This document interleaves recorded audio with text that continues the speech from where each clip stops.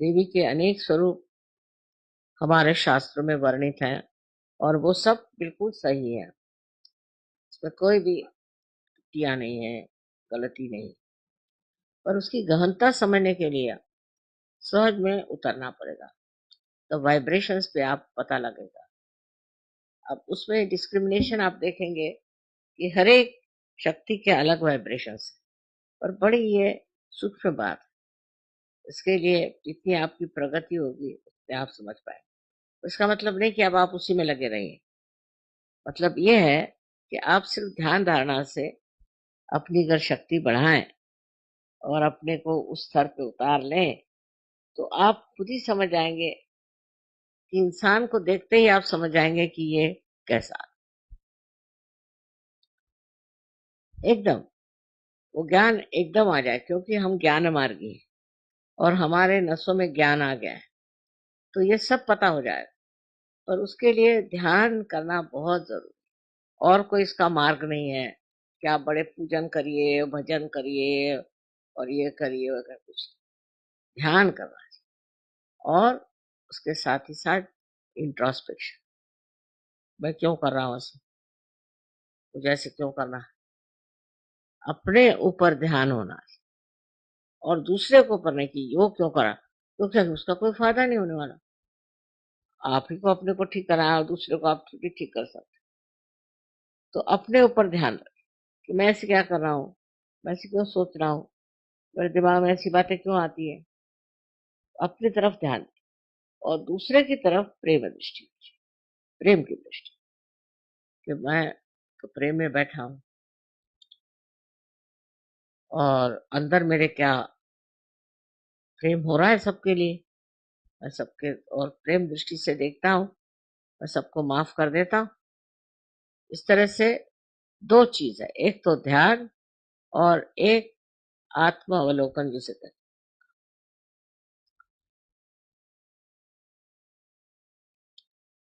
तो ये दोनों चीजों से मनुष्य की प्रगति होती है। माने एक तो ध्यान, वो तो बात सही कि ध्यान से आप अपने अंदर और चैतन्य अंदर लेकर के और बढ़, और अपने अवलोकन से, अपने के इंट्रोस्पेक्शन से भी आप अपने अंदर के जो बीच में ऑब्स्टिकल्स हैं उनको निकाल।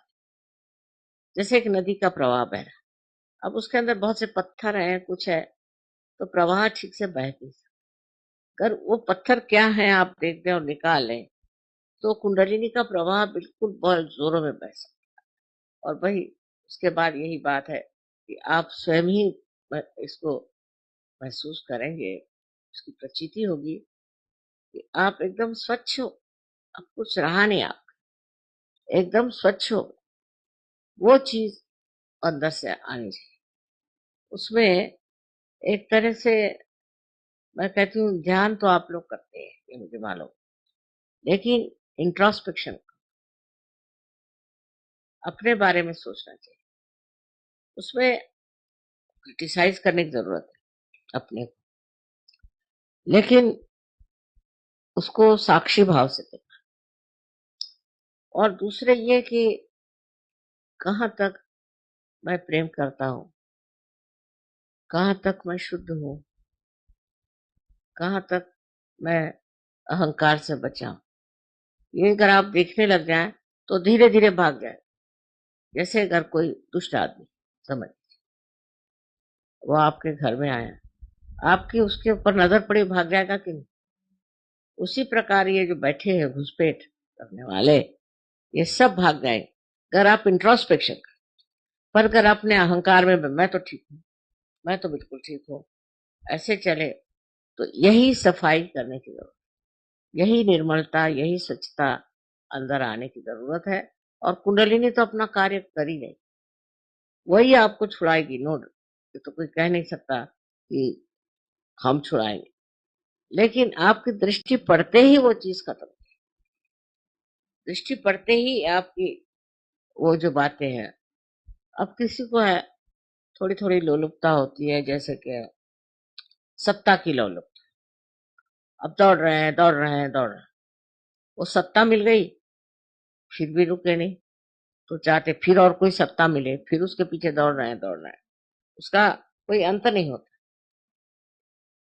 पर अगर ये चीज आपकी नजर में आए कि अरे मैं तो पागल जैसे दौड़ रहा हूँ ये सत्ता के पीछे में, इसमें क्या बेकार, शांति से बैठ, जो मिलता है उसको उपभोग हो। आप दौड़ रहे हैं, जो मिला उसको भी नहीं उपभोग करे, उसका भी नहीं आनंद उठा रहे हो, फिर दूसरे के पीछे भाग रहे हो, दूसरे के पीछे। जब ये दशा आ जाए, उसको मैं सहजावस्था, तो सहजावस्था में सारी देवी शक्तियां जितनी हैं आपके चरणों, आपको संभालेगी, आपको गाइड करेगी, आपको वरदान देगी, सारी चीज आ जाए। पर सहजावस्था नहीं चाहिए, उसमें मैं ये करने वाला हूँ, मुझे करना चाहिए, मुझे ये करना है, वो कर, ये जब शुरू रहता है तो मैं कहती हूँ कि अभी सहजावस्था नहीं। और जब सहजावस्था आई तो जैसे एक छोटा बच्चा पलने में पल जाए, ऐसे ही माँ की शक्ति के स्वरूप में हो जाता है। और ये जितनी भी शक्तियों का वर्णन है, वो सारी शक्तियां हर पल हर तरह से मदद, जिसकी जो जरूरत होती है पूरी, हर एक शक्ति में कोई ना कोई ऐसी विशेषता है। और इसलिए शक्ति की हम लोग पूजा करते हैं।